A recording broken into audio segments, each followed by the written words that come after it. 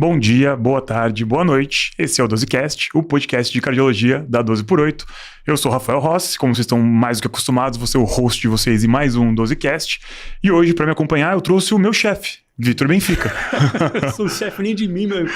Mas meu ele é, infelizmente. Eu tava com ciúme já, porque você tá fazendo muito episódio com o Plínio. Com certeza. Né? Inclusive, eu consegui trazer o Vitor para falar de um tema que eu não vou introduzir para vocês ainda, mas já vou adiantar.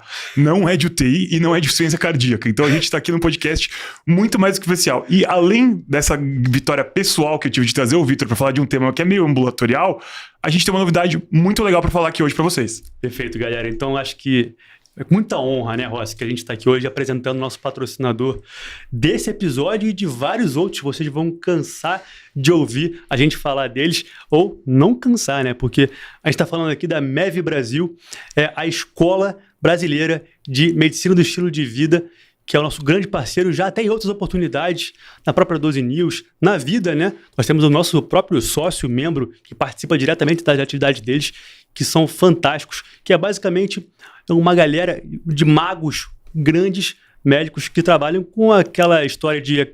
Sabe, Rossi, quando a gente está num consultório tratando hipertensão, aí você fala, cara, você tem que fazer dieta, atividade física. Pronto, parece simples, mas na prática tem muitas nuances, muitas questões que a gente pode abordar e trabalhar da melhor forma possível para conseguir, de fato, conseguir esse objetivo com o paciente, né? Com certeza, né? A MEV, então, ela é uma instituição pioneira no ensino exclusivo de medicina baseada no estilo de vida, né? Então, aquilo que a gente tenta acessar o paciente toda a consulta e falha, a grande maioria das vezes, a MEV tenta otimizar. E a parte mais interessante é que ela é muito democrática no sentido de ela é focada tanto no cardiologista, que já está lá no consultório há muito tempo, trabalhando e está no mercado, mas não conseguiu ter êxito em relação ao benefício da mudança do estilo de vida dos pacientes, quanto para aquele residente, né? Quem vai começar a carreira, vai começar a abrir seu consultório e vai descobrir o quanto é desafiador, né? Grande parte das vezes na residência a gente já sabe que o paciente não adere bem a essa mudança de estilo de vida. A MEV vai então dar as nossas ferramentas, tanto clínicas, quanto melhorar nossa habilidade de negócios, sempre com o compromisso de manter a medicina baseada em evidência para ajudar na prática clínica nossa de dia a dia. Esse é o ponto alto, né, Rossi? Baseado em evidência, que vai muito de encontro à nossa cultura aqui na 12x8.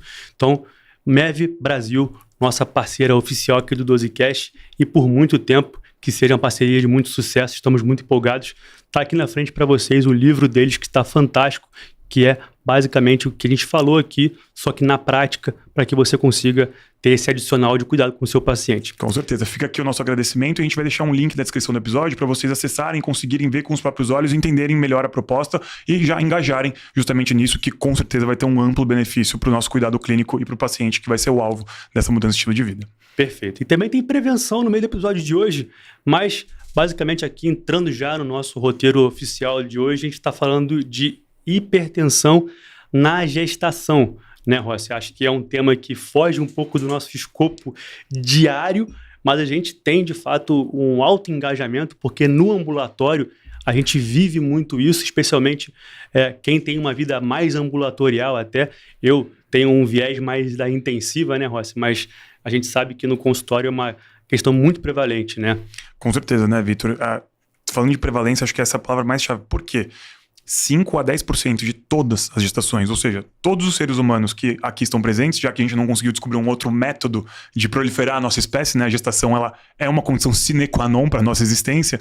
5 a 10% de todas as gestações vão ter alguma complicação relacionada a distúrbios relacionados à hipertensão na gestação, tá? E a gente vai classificar quais são esses distúrbios. Notem que eu não falei doença hipertensiva gestacional de propósito, porque a gente vai debater justamente quais as manifestações clínicas possíveis dentro desse espectro que a gente está falando aqui.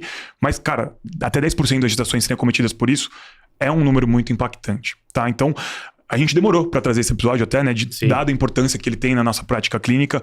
Você, como cardiologista que atende ambulatório, com certeza absoluta, vai chegar um momento que você vai se deparar com uma situação em que você vai ter que ajudar a conduzir esse caso ou chegar com ele já conduzido e saber o que fazer para proteger essa paciente dos piores cenários clínicos e desfechos. Aí, os distúrbios hipertensivos da gestação estão relacionados a um aumento, é um grande marcador de pior prognóstico e aumento de chance de eventos cardiovasculares nessa paciente. Então, tudo isso tem que ser muito detalhado para que a gente não coma bola e não deixe a paciente evoluir com uma piora clínica que ela não precisaria inicialmente, né? Então, eu vou começar falando um pouquinho uma história aqui, eu vou monopolizar um pouquinho o podcast por um tempo, mas antes da gente definir o que é hipertensão gestacional e os distúrbios relacionados à hipertensão na gestação, eu vou debater um pouquinho como é a fisiologia dessa doença, para que fique mais claro na hora da gente dividir como é a classificação, vai ficar um jeito um pouquinho mais fácil de acessar e não precisar decorar. Tá bom? Perfeito. Uma coisa que eu tenho que sempre... Acho que é fácil até de vocês acessarem quando vocês pensarem. Você olha para uma gestante, você costuma pensar em alguém mais frágil, né? Então, toma muito sol, pode ficar mais tonta, a pressão tende a oscilar mais. E é justamente isso que acontece. Então, a gente está discutindo aqui hipertensão na gestação, mas fisiologicamente, a tendência é que, principalmente no primeiro e segundo trimestre da gestação, a gente tem uma atenuação da pressão, ela cai. Tem, inclusive, uma coorte observacional que demonstrou que a pressão média das gestantes costuma ser 114/73, tá? Uma pressão marcadamente mais baixa do que a gente está acostumado. Por que isso acontece, né? No começo da gestação, a gente não tem a placenta bem formada ainda. Então, para manutenção da gestação, para ela ser viável, a gente tem um corpo lúteo que se mantém patente e produzindo progesterona por bastante tempo, e ela, por si só, vai ter uma ação vasodilatadora potente sistêmica e uma outra molécula que é muito importante que chama relaxina. Tá? O que a relaxina faz? Ela diminui, ela atenua a ação da molécula angiotensina 2. Então, ela diminui a potência do sistema renina-angiotensina e, com isso, a gente tem uma vasodilatação sistêmica que também vai determinar a queda dessa pressão. Além disso, a gente sabe, quando a gente discute em clínica médica, cardiologia, que o estado gestacional é um estado que tende à hipervolemia. Então, o volume circulante da mãe vai aumentar progressivamente ao longo dos trimestres da gestação. E esse aumento de volume circulante, vocês já ouviram falar no paciente que tem insuficiência cardíaca, olha eu puxando a sardinha para o tema que a gente discute bastante. Aumento de volume circulante, tem dilatação de câmaras cardíacas e a gente tem um aumento de produção de BNP. Tá? E esse aumento de produção de BNP também vai ter aumento da potência vasodilatadora e mais uma documentação do porquê essa pressão tende a cair um pouquinho mais e um pouquinho de aumento de natriurese, mas que não é tão relevante nesse cenário clínico que a gente vai citar aqui. Então, juntando essas três coisas, né? Então a gente vai ter aumento de produção de progesterona, aumento da circulação de relaxina, diminuição da ação da angiotensina 2 associado ao aumento de NT-proBNP, a gente vai ter uma queda da pressão que vai, ao longo da gestação, quando a gente vai passando os trimestres, chegando mais perto do terceiro, quando o volume circulante está muito mais importante e o BNP não consegue mais equiparar essa queda da pressão, aí a pressão volta a subir um pouquinho mais e no final do terceiro trimestre a gente pode então ter uma retomada da pressão igual ao basal da paciente e eventualmente subir um pouquinho. Essa mesma coorte observacional que eu citei para vocês, que mostrou que a média das gestantes era de 114/73, sobe para 128/81, se eu não me engano. Tá? Então a gente tem um aumento expressivo aí ao longo da gestação, porque os mecanismos compensatórios não conseguem se contrapor à hipervolemia relativa que essa gestante está desenvolvendo. Então é mais ou menos essa linha de transição que a gente tem durante a gestação. Por que eu estou falando isso? Primeiro e segundo trimestre até a 20ª semana, a gente tem uma ação mais importante de todos esses braços vasodilatadores que eu falei para vocês. A partir da 20ª semana, essa volemia começa a se ajustar e a gente pode ter alguns outros mecanismos que vão contrabalancear e até problematizar e impedir esses mecanismos vasodilatadores. O que pode acontecer? Quando a gente não tem uma placenta ainda desenvolvida, a circulação útero-placentária ela costuma ser uma circulação de baixa resistência. Isso também ajuda a ter uma queda da pressão. Conforme ao desenvolvimento das artérias espiraladas, a gente começa a ter um pouquinho de aumento dessa resistência e quando a gente tem uma alteração da migração de trofoblastos, a gente pode ter também um desenvolvimento errático dessas arteríolas espiraladas. E isso continuamente vai começar a aumentar a resistência dessa circulação útero-placentária, o que por si só aumentaria a resistência vascular periférica, vamos dizer assim, e já seria um fator que determinaria o aumento da pressão nessa gestante. Além disso, essa placenta eventualmente pode também começar a produzir fatores anti-angiogênese. Inclusive, esses fatores hoje são parte dos biomarcadores que a gente testa para poder predizer o risco de pré-eclâmpsia dessas pacientes. Então, o aumento desses fatores anti-angiogênicos determina também aumento da ação do sistema de angiotensina-aldosterona, que estava atenuada, vai se potencializar, e a gente tem uma ação vasoconstritora já sistêmica circulando aí, o que vai determinar um aumento paradoxal da pressão dessa paciente. Outra coisa que pode acontecer, lembra que eu falei do sistema NT-proBNP? Essa paciente que está em risco de desenvolver doença hipertensiva da gestação e eventualmente pré-eclâmpsia, eventualmente pode ter uma deficiência na produção de NT-proBNP. Alguns estudos testaram, inclusive, se a ausência de aumento inicial do NT-proBNP durante a gestação poderia ser um marcador para a evolução de uma paciente com doença hipertensiva gestacional. A gente não conseguiu confirmar isso ainda, não é solicitado de rotina, até porque essa variação é muito individualizada, então gestantes podem variar entre si, Sim. então a gente não tem um valor de corte específico, mas a gente sabe que a falha em aumentar o NT-proBNP também pode ser considerado um marcador que a gente pode predizer para o paciente evoluir com essa alteração e alteração da pressão no controle a longo prazo. Então, somando tudo isso, a gente consegue entender um pouquinho melhor o porquê que a gente divide na 20ª semana cada um dos tipos de definição da doença hipertensiva gestacional. Meus amigos, vocês acabaram de ter uma aula gaitoniana aqui com o Rossi. Vou deixar você respirar um pouquinho. Obrigado. Tá, vou trazer... Eu desmaiei. Cara, eu sou viciado em fisiopatologia também. Até brinco muito com o Plínio, né? Que a gente fica muito falando sobre isso nos nossos pacientes com IC lá, enfim, o nosso paciente cardiopata de maneira geral na UTI, porque... É o que você falou no começo. Isso dita muito a regra do quanto você vai conseguir absorver o restante do episódio, aqui no caso, mas do restante do tema em si. Porque tudo que você falou aqui, a gente vai voltar uma hora ou outra a trazer, né? Para poder justificar o tratamento, a prevenção. Você já citou aí, né, que essa desregulação trofoblástica associada ao aumento da resistência por conta da persistência da formatação das espiraladas, gerando potencial de hipóxia, ativação do sistema angiotensina-aldosterona, vasoconstrição, antiangiogênese. Isso tudo vai gerar um mecanismo que a gente precisa entender se tem algum marcador que a gente já consegue trazer até indicação de algumas medicações, por exemplo, como o AS, que a gente vai falar daqui a pouquinho também, para a prevenção dessa pré-eclâmpsia e, claro, que a eclâmpsia também. Mas... Perfeito, Vitor. Então, é importante. Quem entende, decora menos. Com certeza. Então, se você consegue raciocinar o que está acontecendo, e outra, na hora de tomar alguma ação, você já meio medular já, né? E outra, se você está decorando, tem a chance de você esquecer. Com tanta facilidade, né? Porque a decoreba te leva também a esquecer com facilidade. Mas já que você deu esse show aí, cara, acho que a gente já pode passar para as definições e classificações e alguns outros conceitos que a gente tem em mente. A gente vai brincar ao longo do episódio, galera, com também as diretrizes europeias, americanas, para trazer alguns paralelos se a gente está alinhado com eles ou não. Tivemos um lançamento, né, recente da nossa diretriz brasileira de hipertensão arterial agora em 2025, então temos... realmente uma definição nossa mais atual possível e a gente entendeu, inclusive, que por isso era a hora de falar um pouco mais sobre esse modelo de tema.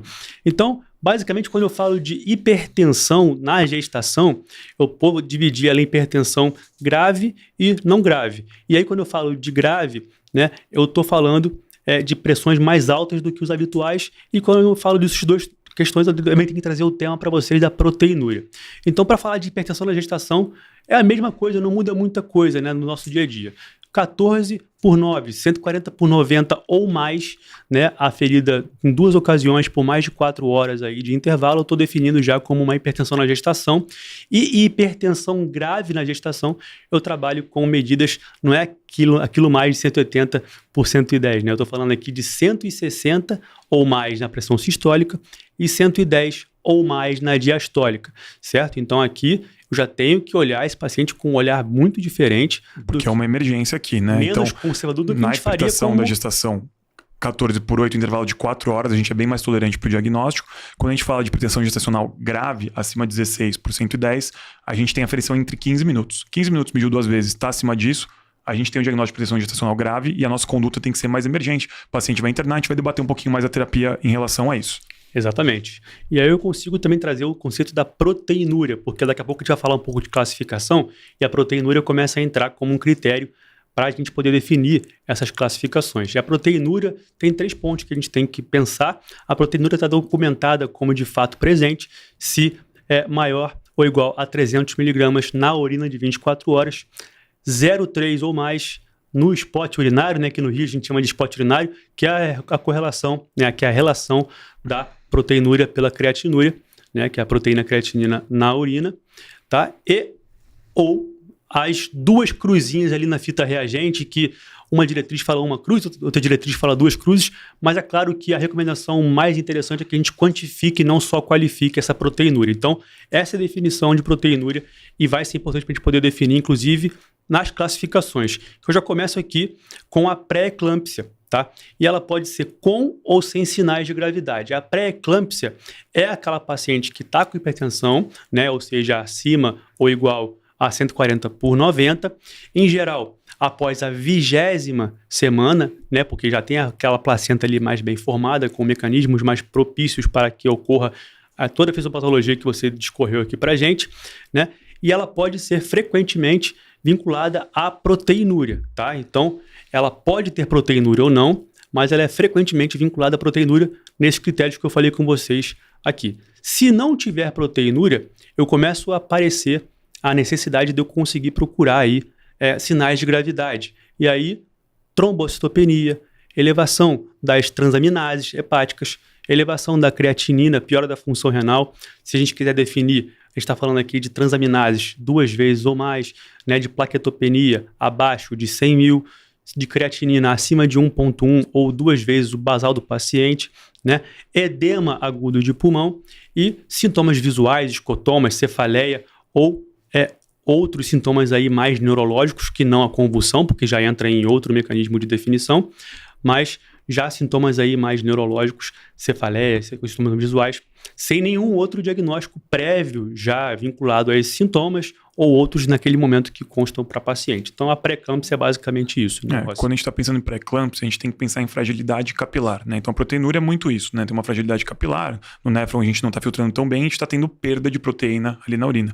Mas isso pode acontecer entre outros órgãos e sistemas, né? Então, por isso que tudo que o Vitor falou remete a gente a uma síndrome edemigênica ou congestiva, talvez, né? Porque o edema agudo de pulmão, as alterações neurológicas podem remeter a um edema cerebral, edema periférico. Tudo isso pode remeter a isso, ou o consumo de plaquetas também, que entra... Como você falou, é um mecanismo inflamatório, né? Que tem ocitocinas circulantes, pró-inflamatórios, e você aumenta a permeabilidade desses vasos, propicia a presença de edema periférico e também hipervolemia por conta até do contexto do aumento da RVS no caso da hipertensão. Então, com certeza, toda essa fisiopatologia também está muito bem justificada aqui. Exatamente. Então, lembrou do diagnóstico, né, acima de 14/9, que a gente falou já antes, associado à fragilidade capilar, e aí você consegue lembrar quais são os sinais que você tem que procurar no paciente ou as alterações laboratoriais que são mais importantes, tá? Agora, a gente está trabalhando em definição, falamos da mais importante porque é a mais grave, é que está mais relacionada à morbimortalidade materno-fetal. Tá? As duas coisas, restrição de crescimento do feto, mortalidade materna, a gente tem muito medo da pré-eclâmpsia, a gente trata ela com o devido cuidado que a gente deve ter. Mas tem outras duas definições que são menos graves, mas mais comuns do que a pré-eclâmpsia, né? Que é a hipertensão crônica, ou seja, acima de 14/9, diagnosticada ou já sabida antes da 20ª semana. Por que eu estou falando disso? Parece óbvio, né? Pô, se o paciente já era hipertenso, a gente vai chamar de hipertensão crônica. Claro, mas lembra que gestante geralmente é jovem e nem sempre já tem o diagnóstico de hipertensão. Perfeito. Então, às vezes, você fez o diagnóstico antes da 20ª semana, viu essa pressão mais alta e a paciente não sabia disso. Mesmo assim, mesmo ela não tendo o diagnóstico previamente, se for antes da 20ª semana, a gente vai chamar esse paciente de hipertensão crônica. Se ela atingiu essas metas a partir da 20ª semana, aí, então, a gente vai chamar ela de hipertensão gestacional, tá? Por causa desse mecanismo fisiológico que eu expliquei para vocês, que difere dos primeiros e segundo trimestre até a 20ª semana para paciente que já tem uma alteração crônica da pressão e, a partir disso, relacionado, sim, a toda a fisiopatologia da gestação envolvida em relação a isso. E tem uma última classificação que também é importante, que é a paciente que era crônica e que começa a ter as alterações que a pré-eclâmpsia determina, né? Consumo de plaqueta, a proteinúria, a síndrome congestiva sistêmica, né? Então, tudo isso juntado a gente costuma chamar de pré-eclâmpsia sobreposta à hipertensão crônica. Antes, há uns 10 anos atrás, quando eu estudei ginecologia, lá na Santa Casa a gente chamava de superajuntada. Mas agora o nome oficial ficou pré-eclâmpsia sobreposta à hipertensão crônica. Então, essas 4 entidades são as que pilotam os distúrbios hipertensivos da gestação. É só um reforço aqui, né, Rossi? Quando eu falo de hipertensão gestacional conceitualmente isolada, apesar de eu ainda no puerpério ter o potencial até de dar uma piorada, uma descompensada nessa hipertensão, se ela se soluciona logo depois, ela não cronifica e se torna hipertensão crônica, ela pode ser chamada de hipertensão gestacional. Ela se resolve, apesar de naquela fase puerperal poder ainda estar descompensada, se ela se resolve posteriormente, ela vai ficar como classificação como hipertensão gestacional. E também lembrando que aqui a gente não tem essa história, né, de sinais de gravidade ou proteinúria, né? Então aqui é a definição de hipertensão gestacional que traz um pouco de confundimento. Perfeito, mas a gente pode ter também o diagnóstico de hipertensão da gestação a partir da 20ª semana e Perfeito. Essa hipertensão não se resolver depois da resolução da gestação. Inclusive é um ponto de muita atenção que a gente tem que ter. Até 40% das pacientes que têm hipertensão gestacional não resolvem o controle pressórico até a 2ª semana pós-gestação. tá? E geralmente alguns estudos recomendam que a gente use até a 12ª semana como corte para definir se isso vai resolver ou não, tá? Então, a partir da 12ª semana, essa paciente se mantém com o controle pressórico alterado ou necessitando de tratamento para manter ele bem adequado, ela provavelmente virou uma hipertensa crônica e, óbvio, como eu falei no começo do podcast, paciente que tem distúrbio hipertensivo da gestação é um paciente que tem maior fator de risco cardiovascular e maior chance de evoluir para eventos cardiovasculares e, obviamente, evoluir para uma hipertensão crônica. Perfeito. E para poder finalizar, tem 3 termos que a gente precisa também trazer aqui como conceito de definição, que é a eclâmpsia, a síndrome HELP e a PRES, né? A eclâmpsia é basicamente aquele paciente que entra em crise convulsiva, tônico-clônica generalizada, na ausência de outras causas, né? Em paciente que estava com critérios para pré-eclâmpsia. Então, basicamente, aquele cara com aquela que paciente... deu ruim, né? A pré-eclâmpsia que deu ruim, que chegou no pior evento possível, Perfeito. Que é a crise convulsiva. Perfeito. E aí evolui para a crise convulsiva, tônico-clônica generalizada, sem outra causa.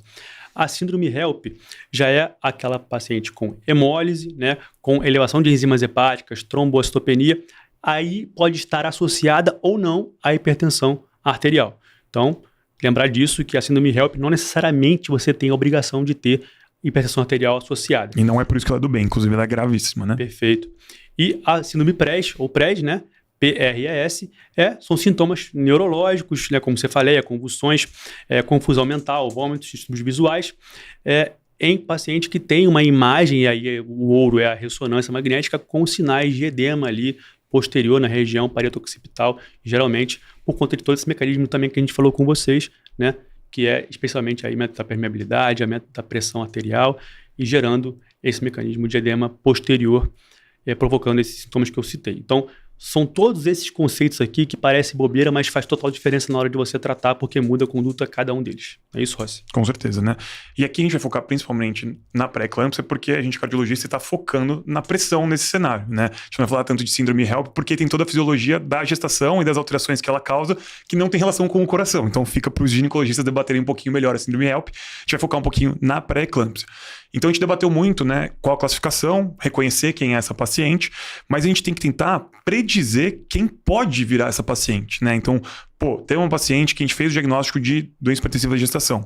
Quais os fatores de risco que eu tenho que lembrar, que eu tenho que me atentar para fazer um screening mais direcionado a essa paciente, para eu ir mais atrás? Claro que tendo um cenário onde os recursos são ilimitados, a tendência é que a gente faça um screening bem aumentado para todas as gestantes, né? Mas separando o joio do trigo, quem que pode evoluir pior, né? Então, pacientes que têm um histórico pessoal, então quem já teve pré-eclâmpsia tem um risco aumentado, obviamente, de ter um segundo episódio, ou que tem um histórico familiar, isso também conta para esse tipo de paciente.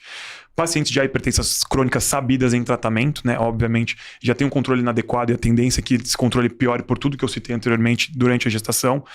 DRC, não preciso nem falar, né? É um fator de risco virtualmente para todas as comorbidades do mundo, assim como o diabetes, que também é um fator de risco aqui. Obesidade, a idade materna avançada, e a gente pensa muito em idade materna avançada, é 40 anos, né? Maior risco de cromossomopatias. Aqui, para pré-eclâmpsia, é acima de 35 anos, tá? Gestação múltiplas, uma concepção assistida que tem ficado cada vez mais comum, justamente porque a idade gestacional tem elevado na nossa população, as gestantes estão ficando mais velhas e por isso estão precisando de concepção assistida, então geralmente essas duas coisas podem estar juntas na mesma paciente. Primigestas, e principalmente uma primeira gestação de um parceiro novo também conta, então primigesta, primeira gestação, ou se trocou de parceiro e vai ter uma primeira gestação com um novo parceiro, ou se há um intervalo muito grande entre duas gestações, principalmente acima de 10 anos. Esses são os fatores de risco pessoais e familiares mais importantes para a gente prestar atenção. Perfeito. Como o cardiologista gosta muito de de separar o joio do trigo, né, Rossi? Você citou aí um geralzão, né, as principais que inclusive consta na ESC, na American Heart e outras diretrizes até da ginecologia. A brasileira trouxe uma coisa que eu gostei muito, porque ela separou os de mais alto risco, né, e os de um risco moderado. Os de alto risco, basta um para que você comece a pensar com mais propriedade sobre a prevenção com esse paciente até medicamentosa, né? Já o outro de risco moderado, a lista envolve fatores que você já tem que ter 2 ou mais para você começar a pensar com mais tranquilidade de boa indicação dessa prevenção. Então, só para listar o que você falou aqui, os maiores, né, os de alto risco, pré-eclâmpsia prévia entra aqui, IMC maior do que 30, diabetes, né, a doença renal crônica a reprodução assistida também está entrando aqui. Acho que você acabou não colocando esse também. E outra coisa que também é muito falado nas diretrizes, e aqui na brasileira ele especifica ainda mais, são as doenças autoimunes, como o lúpus, por exemplo, e a SAF, né? Lembrar que no geral, mas aqui ele cita especificamente lúpus e a SAF como mais importantes ainda para preditor de risco para pré-eclâmpsia. E as moderadas, descolamento de placenta prévio, né, retardo de crescimento intrauterino prévio ou natimorto prévio, entra como um risco aí moderado, já tem que ficar de olho como um dos critérios. Idade materna acima de 40 anos, outro fator. E você também citou a nuliparidade, né, a primeira gestação, e a gestação multifetal também entra, né, com intervalos maiores aí entre uma gestação e outra como critério. Então, lembrar que nessa outra coluna são 2 ou mais para você poder indicar para prevenção de forma mais apropriada, né? Maravilha. Esses são os critérios pessoais e familiares mais importantes que a gente tem. Mas hoje a medicina fetal e a ginecologia e a obstetrícia já desenvolveu alguns outros critérios que ajudam a se somar a esses para a gente tentar predizer esses valores e uma chance maior de evoluir para pré-eclâmpsia, que seriam a avaliação morfológica e Doppler das artérias uterinas. Então, se tiver alguma alteração, pode predizer um risco aumentado, porque muito provavelmente a resistência uteroplacentária já alterou. Lembra que a gente falou que inicialmente ela é uma circulação de baixa resistência, provavelmente ela está começando a aumentar, e isso um Doppler, um ultrassom consegue avaliar, então entra como um fator de risco também. E a gente pode ter a alteração desses biomarcadores que eu falei para vocês. Então, a gente consegue dosar esses fatores antiangiogênicos e a gente também consegue predizer, somando clínica, a alteração ultrassonográfica, a alteração laboratorial, faz uma calculadora lá que os ginecologistas e obstetras vão poder explicar muito melhor do que eu, e aí a gente consegue definir quem é o paciente que é candidata a gente ter uma conduta mais ativa e não só expectante sobre a progressão para pré-eclâmpsia. Perfeito. E nessa meta-análise que a gente teve agora recente até, pode dizer recente, de 21, mostrou aí, né, que o uso diário da aspirina de fato reduz significativamente esse risco de pré-eclâmpsia nos indivíduos de risco moderado ou alto, quando comparado ao placebo. E, além do AS, né, algumas diretrizes também podem indicar a suplementação de cálcio. Aí, vamos diferenciar aqui também em relação à robustez de evidência, né, Rossi? Na prática do nosso dia a dia, e cada vez mais a gente está conseguindo trabalhar com uma visão mais robusta para cada indicação. O AS, acho que ele é muito mais bem estabelecido aqui do que o cálcio. O AS é em doses pequenas, eles colocam aquelas doses que eles fazem lá fora, né, de 81 a 151 de AS, a gente faz aqui basicamente 100 miligramas por dia. Está muito mais bem indicado, e aqui sim com mais robustez. Inclusive eu acabei de citar a meta-análise da JAMA para vocês, 2021. A suplementação já é de pouco diferente, de 1 a 2 gramas por dia, também pode ser pensada como suplementação, e aí tudo bem, como um refinamento para poder você manter esse paciente com o cálcio em dia, mas a fim de prevenção dessa pré-eclâmpsia já não tem uma robustez tão segura assim, né, Rossi? Essa análise da JAMA foi meio divisor de águas aí para o uso do AS, que é uma medicação barata, de amplo acesso, em países de primeiro, terceiro, quinto mundo, ela está disponível e não é teratogênica, né? E que documentou, né, nessa meta-análise que o Vitor falou, pacientes que eram de moderado alto risco, ou seja, nulíparas, obesas, idade gestacional acima de 35 anos, histórico familiar positivo ou intervalo longo entre gestações. Tudo que a gente acabou de falar, todas elas estavam ali, então não tinha ainda nessa meta-análise a análise do fluxo da artéria uterina, nem os biomarcadores que eu citei para vocês um pouquinho antes.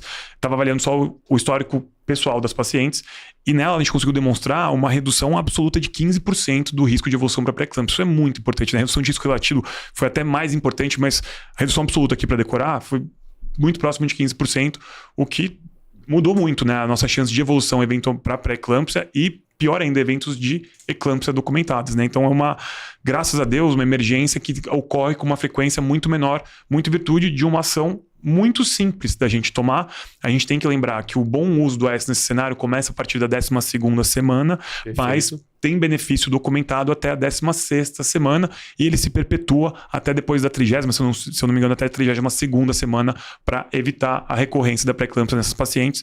Barato, difundido tem relevância clínica, né? Tem dados científicos que corroboram, então não tem por que a gente privar esses pacientes. O cálcio foi ventilado também como uma possibilidade nesse cenário, mas os estudos não demonstraram uma redução robusta como essa e ficou como uma possível suplementação para pacientes que tivessem uma deficiência na ingesta, de modo que não é recomendado universalmente para os pacientes com os fatores de risco que a gente citou anteriormente. Você citou aqui o AS, né? A partir da 12ª semana, no máximo até a 16ª, o que ele quer dizer? Traz o AS mais precoce possível, evitando que a gente deixe isso lá para frente, porque a gente já vai ter um mecanismo muito já bem estabelecido. É o que a gente quer prevenir, aquele mecanismo fisiopatológico antes, que está ainda acontecendo, está sendo modulado aquela infiltração cara, eu já esqueci 50 vezes. Achei que você ia falar errado, inclusive, os trofoblastos. Trofoblastos. Eu estava esperando você falar errado para te zoar, inclusive. Enfim. E aí, realmente, o benefício é muito mais precoce do que você já, com tudo muito bem organizado, né? Essa invasão desorganizada, né? E os leitos já acabam ficando com maior resistência desde já e, portanto, o benefício da prevenção já deixa de existir. Então, traz o S mais para próximo, lembrando de entre 12 a 16 semanas. E sobre também a outra parte do tratamento não medicamentoso, vem aquela questão da atividade física, devo fazer de forma intensa, moderada, leve. A atividade física leve a moderada ainda é uma recomendação, apesar de ainda limitado, né, em termos de evidência para poder comprovar, até porque é complexo, né, uma análise, um RCT bonitinho, robusto, para poder trabalhar com essa população, né, de gestantes, né, e sim, mas está indicado, está recomendado para a gente poder trabalhar com atividade física leve a moderada. Essas recomendações não farmacológicas que o Vitor está citando são importantes não só no cenário da pré-eclâmpsia, nesses pacientes de risco, mas ajudam para todos os pacientes com hipertensão gestacional. Né? Então, está recomendado para todas elas para auxílio no controle da pressão. A gente não conseguiu documentar bem se isso diminui a incidência de pré-eclâmpsia nos pacientes que já têm hipertensão crônica, né? Mas para paciente que fez o diagnóstico, é uma boa estratégia até para auxiliar no controle pressório que a gente conseguir diminuir o número de drogas que essa paciente usa eventualmente. Perfeito. E uma coisa que acho que a gestação é muitas vezes um impacto para a pessoa, para a família, né? Gera muitas repercussões em termos de ansiedade, dúvidas, angústias. Então, é algo bom, mas ao mesmo tempo, né, dependendo da situação, não tão bom assim, todo um contexto familiar. Então, também tem que pensar muito no componente emocional da gestante, do ponto de vista de prevenção também, de não evolução para um mecanismo até pior desse descontrole pressórico. Então, essa redução do estresse, né, psicossocial da gestante é muito importante também para a gente trabalhar, porque isso realmente atua diretamente com o ambiente simpático dessa gestante. Então, é importante também a gente pensar nisso e não é valorizado isso. A gente sabe que isso é deixado de lado quase sempre.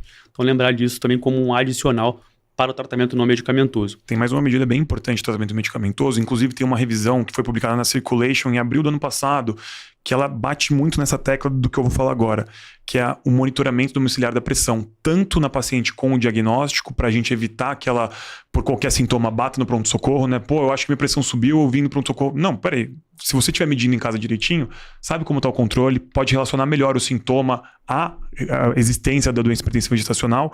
Como a medição da pressão, a gente vai falar um pouquinho mais depois da resolução da gestação. Então, monitorização da pressão dessas pacientes é muito importante em todos os períodos, desde que o diagnóstico é feito até a resolução da gestação. Tem que ser bem feito, tem que ser bem orientado. É mais uma coisa que entra nas medidas não farmacológicas e que ajuda muito a até acalmar a paciente para ela não achar que tudo é um possível pré-eclâmpsia que está acontecendo. Perfeito. Lembrar aqui agora também da dieta, né? Porque fala hipertensão, lembra de sódio, já vai a vizinha falar, não pode comer muito sódio, não pode fazer isso. Não pode tirar flor embaixo da lua cheia. Tira o sal da dieta. Não tem essa recomendação, assim como na diretriz brasileira de hipertensão arterial para não gestantes, né? A gente tem umas recomendações mais formais para dieta DASH, né? Um controle mais estreito, apesar de não tão restritivo, né? Mas mais estreito do sal. Aqui a gente não tem essa recomendação, inclusive ingestas muito baixas de sal pode ser prejudicial para o desenvolvimento do feto. Lembrar que estamos falando de duas vidas aqui, né? Sempre da materna e da fetal. A hipertensão ela não é o protagonista, né? Ela é coadjuvante em um cenário muito maior que é a gestação. Exato. E também dieta DASH ou nenhuma dieta hipocalórica. Então, isso ainda não tem robustez de evidência. É claro que você vai acabar por individualizar nesses casos, com acompanhamento muitas vezes da equipe multidisciplinar, como a nutricionista, por exemplo. Outra coisa que caiu também é prender a paciente na cama e não deixar ela se mexer, né? Que é uma coisa que muita gente fala, não, peraí, pressão tá alta, não pode fazer. Não, não é. A gente acabou de falar, né? É para fazer atividade física pelo menos leve a moderada, não é para ficar em repouso absoluto.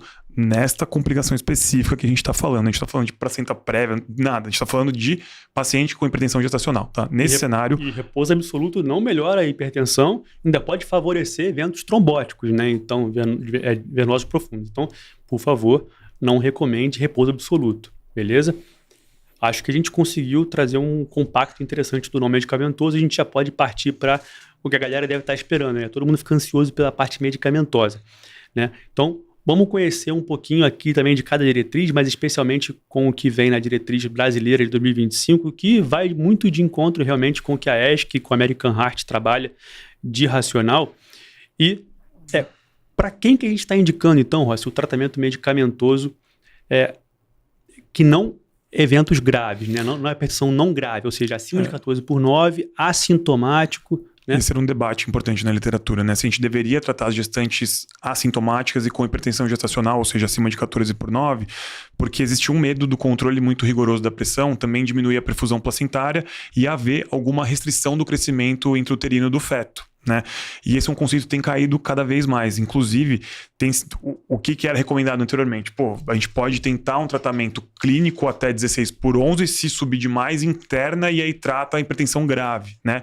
E isso foi caindo por terra. As diretrizes da ESC 2024 já absorve que a meta é tratar acima de 14/9 todos os pacientes de maneira farmacológica e que a gente tem a meta também de não baixar a diastólica abaixo de 80 para evitar a hipoperfusão placentária dessas pacientes.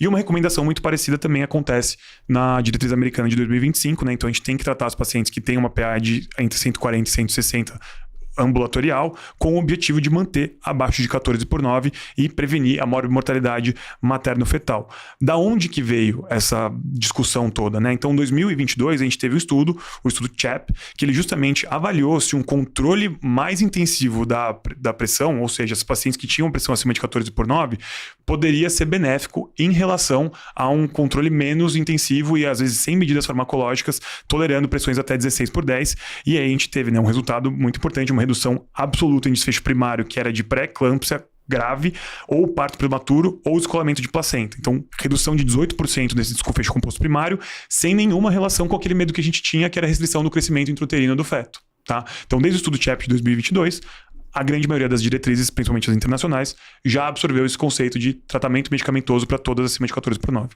Perfeito. E quais classes que a gente pode aqui indicar então, né? Primeiramente, acho que vale a pena a gente definir como que a gente vai começar a tratar esse paciente quando diagnosticada, né? Como indicado, como você acabou de citar. A gente começa geralmente com uma monoterapia, né? A gente começa com uma monoterapia na primeira linha de medicações. Caso não controle, a gente adiciona outra medicação a essa monoterapia, fica com dupla terapia. E caso não controle, a gente pode sim aí passar para a fase de segunda linha. E o que é a primeira linha e segunda linha aqui para a gestante, já que várias medicações não são indicadas no contexto da gestação, como por exemplo IECA ou BRA, são contraindicados na gestação. O próprio antagonista mineralocorticoide, né, espironolactona, é contraindicado. Beta-bloqueador pode, tirando o nosso querido depende atenolol. De qual, exatamente. Pode, mas não pode, então a maioria pode. Só o atenolol que eles colocam de fato como um potencial de dano ao feto, então, portanto, não é indicado. E por que não, né? IECA, BRA, ARM, potencial teratogênico, então má formação fetal. Atenolol, estudos relacionando a restrição do crescimento fetal. Tá? Então, essa molécula, especificamente o atenolol, a gente deve evitar, tanto nesse cenário quanto pós na amamentação. Então, a primeira linha que a gente vai trabalhar basicamente com metildopa, nifedipino, tá? Ou amlodipino, mas o nifedipino aqui, especialmente, é a principal escolha e de ação prolongada, tá? E o outro é beta-bloqueador, que aqui sim tá com primeira linha, tirando, claro, como a gente acabou de falar, o atenolol. Já de segunda linha, a gente vai trabalhar com diurético tiazídico, lembrar que a gente não vai ultrapassar doses elevadas, até porque você não vai ter um acréscimo aí do mecanismo antihipertensivo e você ainda vai envolver potencial diurético com repercussão no líquido placentário, podendo prejudicar o feto.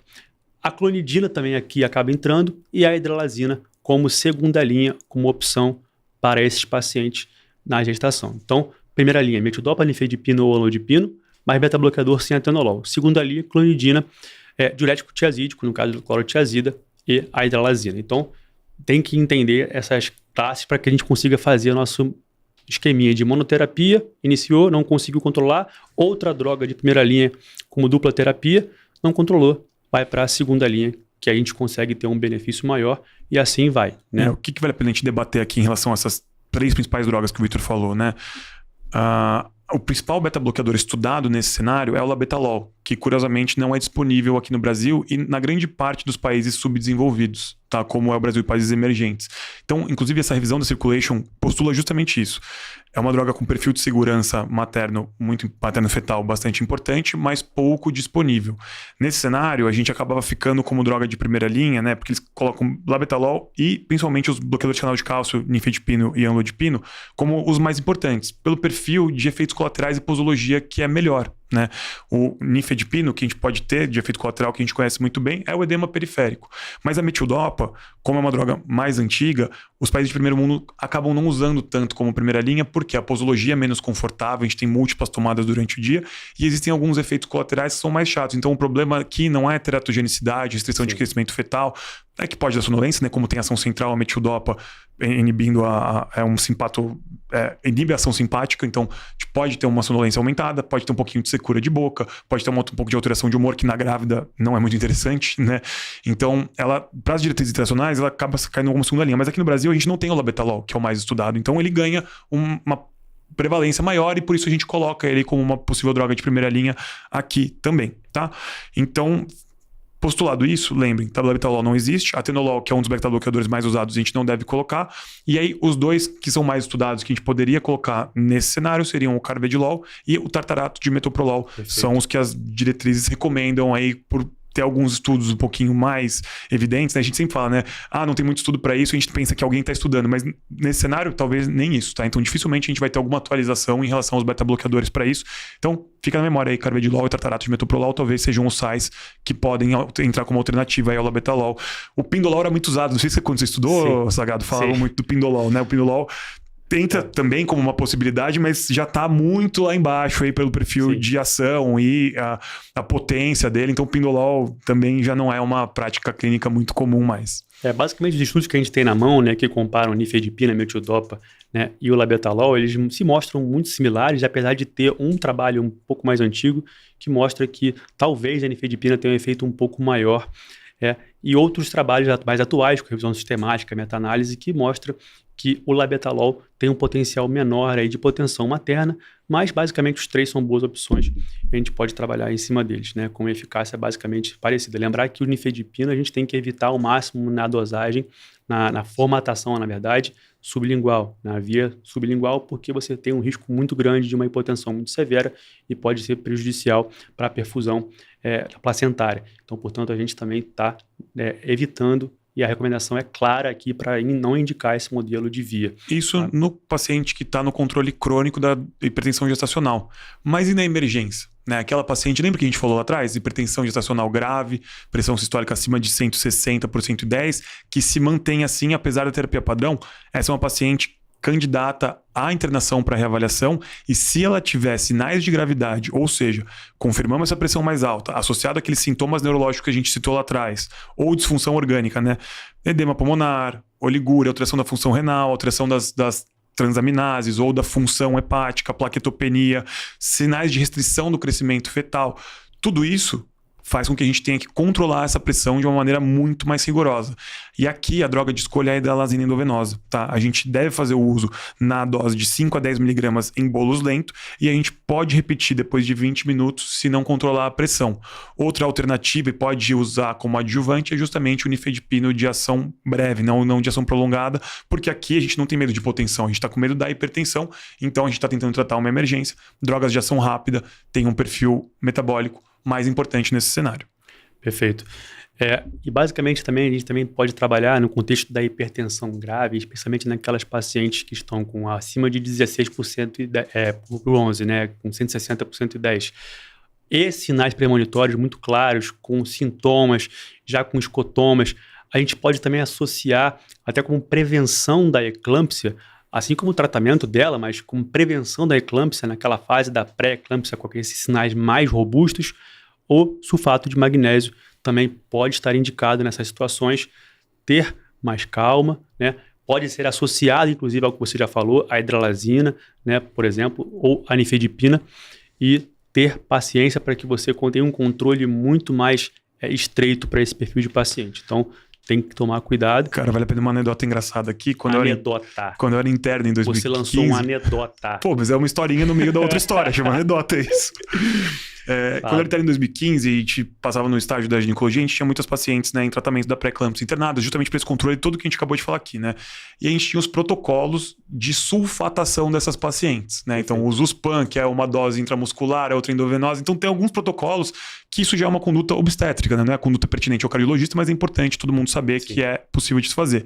E qual não foi minha grande frustração quando eu descobri que a sulfatação, o sulfato não é a droga que eu tô colocando, é o magnésio, na verdade, né? Exato. Então não existe, o sulfato ele é coadjuvante, ele é o sal pro mecanismo de ação mais importante aqui, que é o do magnésio, nesse cenário aqui dessas pacientes. De novo, aqui a gente já tá começando a falar de condutas obstétricas, né?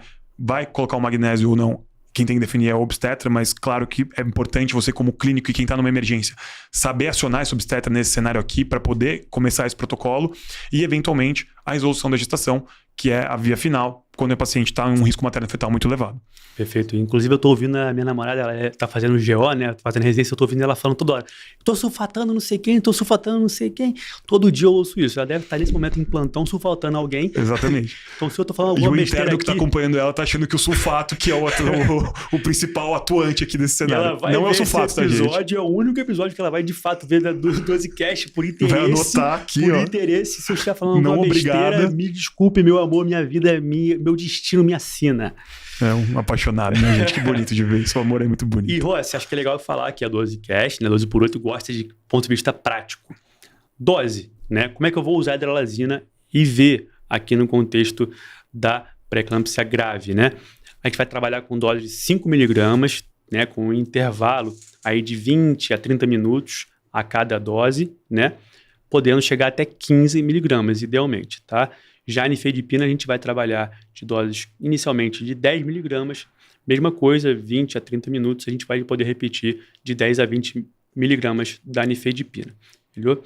Lembrando aqui, não usar a nifedipina pela via sublingual pelo risco de hipotensão severa naquele contexto da tentativa de você resgata, mas você arruma outro problema, porque tanto a hipertensão quanto a hipotensão são fatores de pior prognóstico para essa paciente, beleza? Perfeito. Então a gente definiu, né, falou que é a doença hipertensiva gestacional, a gente falou da fisiologia envolvida, tanto a fisiologia normal da gestação quanto a fisiopatologia da doença hipertensiva e da pré-eclâmpsia. A gente citou aqui quem são os grupos de risco que a gente tem que ficar mais atento para a gente fazer o diagnóstico, falou da possível prevenção da progressão para pré-eclâmpsia nessas pacientes, falou do tratamento não farmacológico, falou do tratamento farmacológico, falou do tratamento emergencial dessas pacientes, citei até a resolução da via de parto dessa paciente. Inclusive, como um adendo, né, porque é uma dúvida muito grande, inclusive foi uma dúvida minha na época da residência, em relação ao nitroprusiato, né, Rossi? Isso é verdade, falando aqui de emergência hipertensiva, né? A gente fica com aquele tesão de começar nitroprusiato. Voltar a trabalhar com o que a gente sabe, né? A gente é cardiologista. Isso a gente não usa hidralazina endovenosa nesses pacientes. Tá? E o que a gente... como é que a gente está indicando isso aqui? Ele pode ser indicado, especialmente naqueles casos mais graves, com edema agudo de pulmão, né? Algo mais crítico, algo que de fato esteja vinculando a um potencial de desfecho bem mais desfavorável. E o nitroprusiato está podendo ser indicado. Lembrar que a gente não pode, aqui na gestante, deixar por muito mais de 4 horas, né? Por risco aí a intoxicação do feto pelo cianeto. É uma preocupação no adulto já, né, essa perpetuação da dose, mas isso aí é bem complexo no adulto, eu nunca vi, né? Talvez mas uma anedota, acho que né? Nunca verei. Exato, é meio que pé grande, assim, né? Todo mundo tem medo, mas nunca ninguém viu. Intoxicação por cianeto, mas aqui na intoxicação por tiocianato é uma coisa que é realmente muito rara, né? Mesmo quem usa, mas está descrito na literatura, né? Então a gente não vai ser aqui terraplanista falar que não existe, mas é muito difícil, na prática clínica eu também nunca vi, mas fica aí a literatura, né? No adulto a gente evita o uso mais prolongado, principalmente na gestante, então não é a droga de escolha no primeiro momento, tem que ser um uso mais breve que está relacionado a alguma coisa que vai acontecer, né? Ou vai resolver a gestação, ou o controle com outras drogas vai fazer uma adjuvância e melhorar, mas ele não vai ficar, não vai se perpetuar por muito tempo nessa paciente. Exato. Bom, eu acho que a gente conseguiu destrinchar bem, você já fez a cronologia toda. Resumi todo o episódio, aqui, né? O Vitor colocou esse adendo final do uso do nitroprusiato, mas e no puerpério, né? E quando a gestação está resolvida, o que a gente tem que tomar cuidado? Bom, vou lembrar da fisiopatologia aqui de novo.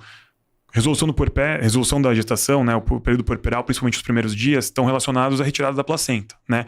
E lembra que eu falei, a retirada da placenta também está relacionada à diminuição da progesterona circulante, diminuição da relaxina, e a resolução da gestação vai diminuir o volume circulante da paciente, diminuir NT-proBNP. Então tudo aquilo que estava vasodilatando vai desaparecer e não necessariamente os fatores antiangiogênicos vão cair tudo de uma vez também. Então aquele peso entre fatores vasodilatadores e vasopressores, os vasodilatadores vão embora e os vasopressores podem continuar aqui. Então, os 3 a 5 dias no puerpério é o período mais crítico para essas pacientes que a gente estava acompanhando, principalmente aquelas pacientes que tiveram pré-eclâmpsia ou eclâmpsia, ou as que já eram hipertensas crônicas, ou as pacientes que tiveram que começar o uso de antihipertensivos no último período da gestação, ou que tiveram alguma lesão de órgão-alvo. Então, esses são os principais grupos que estão em risco de evoluir com alterações e com desfechos cardiovasculares e de óbito de 3 a 5 dias pós-operatórios. Então, essa é a pessoa que tem que ser muito bem monitorizada e que, eventualmente, o ginecologista e obstetra vai pedir ajuda para o segmento clínico dessa paciente, né? Inclusive, aquele artigo que eu estava comentando com vocês da Circulante 2025, ele bate muito na tecla da telemedicina e do acompanhamento multiprofissional e de múltiplas especialidades aqui, para a gente evitar que nesse período de maior fragilidade a gente acabe com o descontrole da pressão dessa paciente e ela acabe tendo algum evento maior. Tá? E é justamente nesse cenário que a gente tem que melhorar a nossa terapia e fazer um acompanhamento mais importante dos pacientes. Lembra, eu falei para vocês, 60% ainda vão estar hipertensas nos primeiros 3 a 5 dias, 40% nas primeiras 2 semanas. Tá? Então, grande parte das doenças que vocês já estavam acompanhando ou que vão ser referenciadas para vocês, ainda vão estar hipertensas durante a primeira consulta e a gente vai ter que ou manter a terapia já em uso vigente ou otimizar essa terapia. Qual que é a parte boa? Agora, no puerpério, a gente não tem a preocupação de teratogenicidade ou restrição do crescimento intrauterino, né? Então, a gente pode lançar mão de algumas drogas que a gente estava evitando. E a principal que a gente tem que falar aqui são os IECAs, tá? Principalmente o enalapril, que não tem um perfil de alteração da amamentação e do aleitamento tão importante. A gente tirou a questão, né, do potencial de dano para o feto, né, da gestação em si. Agora a gente vai entrar também num contexto de comprometimento da amamentação. E também não são 100% das drogas que a gente pode fazer aqui. Inclusive a losartana continua fora desse cenário e o atenolol também continua fora desse cenário. Lá na gestação, a gente não pode fazer nem IECA, nem o BRA por conta da injúria arteriolar, né, de potencial arteriolar de vasoconstrição e, consequentemente, a lesão renal fetal. Mas aqui a gente trabalha com o IECA preferencialmente, o BRA já também não entra aqui na jogada. Pode brincar de nifedipina, de hidroclorotiazida, lembrar também aqui também em dose de 25, porque acima disso eu não tenho efeito antihipertensivo adicional e tenho risco a água, né, na amamentação, a quantidade de água que eu consigo fazer no contexto da amamentação. A metildopa também eu posso aqui, hidralazina e a espironolactona. Beta-bloqueador aqui, em especial o propranolol e o metoprolol, também entram como bons beta-bloqueadores para o uso seguro na amamentação. Então aqui a gente está jogando um pouquinho mais em casa. A nossa prioridade agora é materna, né? Então, eventualmente, a gente vai tentar colocar as drogas do trio de ferro lá, né? Então, o IECA, o bloqueador de canal de cálcio, os tiazídicos podem ser uma opção aqui também. Mas, eventualmente, tem uma paciente que é incontrolável. Não tenho como segurar a pressão dessa paciente, vou precisar de usar mais classes. É uma discussão importante para se ter com o obstetra e com a puérpera sobre o aleitamento materno, que é uma opção também ser interrompido para a gente priorizar o cuidado materno para evitar, principalmente nesses primeiros dias que eu acabei de falar para vocês, que ela intercorra com algum evento cardiovascular maior e depois a gente pode eventualmente descalonar esse tratamento e retomar o aleitamento materno. Então isso é uma opção viável também. Lembrar sempre do que eu falei um pouquinho antes, né, durante o nosso 12cast. Muito discutível na literatura quando essa paciente deixa de ter hipertensão de gestação, quando ela volta a ser uma paciente normal, como descalonar o tratamento, eventualmente suspender, mas o que ficou um pouquinho mais homogeneizado deu 12 semanas, a paciente se mantém hipertensa, ela provavelmente progrediu para uma hipertensão crônica e ela deve manter o tratamento a longo prazo. Como que a gente pode descalonar antes disso? É tentativa e erro, né? A gente tem que tentar manter essa paciente com um controle pressórico abaixo dos guidelines recomendados para uma paciente hipertensa, né? Então, estou tratando ela e ela está ficando mais hipotensa, a pressão está mais baixa, posso tentar suspender uma classe e eu vejo se a pressão dela está ficando abaixo de 13/9, né? Está abaixo de 13/85, ótimo, ficou um bom controle, posso manter o tratamento como está. Passa mais um tempo, a pressão volta, cai um pouquinho mais, posso pensar em tirar uma segunda classe e faço monitorização de novo. Então, aqui a recomendação de escalonamento segue os guidelines de hipertensão internacionais e nacionais que a gente está comentando.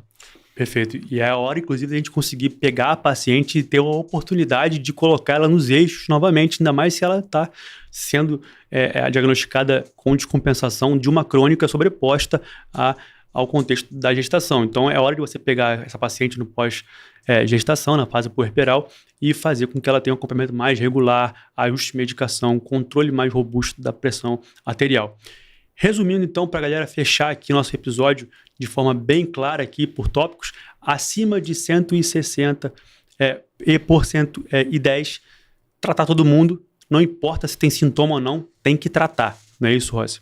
Acima ou igual a 140 por 90, a gente também, no geral das diretrizes, a brasileira, a ESC e a americana, também acabam indicando. A americana, ela ainda fica um pouco em cima do muro, se trata ou não, naquele paciente com acima de 140 por 90 assintomático, mas no fim a gente trata sim com aquele esquema de monoterapia, depois dupla terapia de primeira linha e depois adicionado da segunda linha.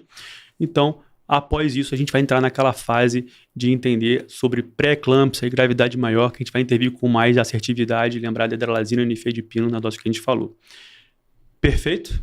Acho que debatemos em 55 minutos tudo que há para se debater para o cardiologista, né? Doença presencial da gestação é um capítulo gigantesco no mundo da ginecologia e obstetrícia, né? Que envolve também a síndrome HELP que você citou aqui anteriormente. Então, muita coisa para se discutir isso, mas para o cardiologista, pelo menos saber lidar, acho que a gente conseguiu pontuar os principais parâmetros aí que a gente tinha que falar. Cara, foi muito bom para poder revisitar esse tema, né? A fisiopatologia, toda aquela análise que a gente fica sempre ouvindo, mas não entende muito bem. O 12Cast, ele tem esse ponto alto nas nossas vidas aqui da 12x8, a gente conseguir pegar uns temas que a gente não tem no nosso dia a dia sempre e conseguir ir a fundo, e acaba que a gente virou aqui quase que perito no assunto. Fala aí, Rossi. Um dia a gente chega lá. Com certeza. Foi um prazer gravar com você, meu chefe, meu sócio. Meu irmão. Fazer de novo aqui um parabéns para a Lana, que vai ouvir finalmente pela primeira vez o 12Cast, querendo ouvir sem ser amarrada. E de novo suscitar aqui o nosso agradecimento ao nosso parceiro e nosso patrocinador, MEV Brasil, né? Instituição pioneira no ensino exclusivo de medicina do estilo de vida, com o foco principalmente no nosso ouvinte, né? Que é o cardiologista que quer melhorar, otimizar as suas técnicas baseada sempre em evidência para instituir isso do seu paciente e otimizar o controle das mudanças de estilo de vida. Que a nossa geração, né, Rossi, seja uma geração com muito foco em prevenção, que sabemos muito bem que é deixada de lado muitas vezes na consulta, no hospital, e a MEV está aqui para isso, para ajudar a gente nesse contexto, e eu não tenho dúvida que vocês vão adorar conhecer esses profissionais fantásticos. Com certeza. Pessoal, muito obrigado. Muito obrigado. Não esqueçam, o link vai ficar na descrição do episódio. Então, acessem lá para matar a curiosidade e entender muito bem o que é o projeto da MEV Brasil. Tamo junto, pessoal. Vamos que vamos. Até o próximo episódio. Tchau.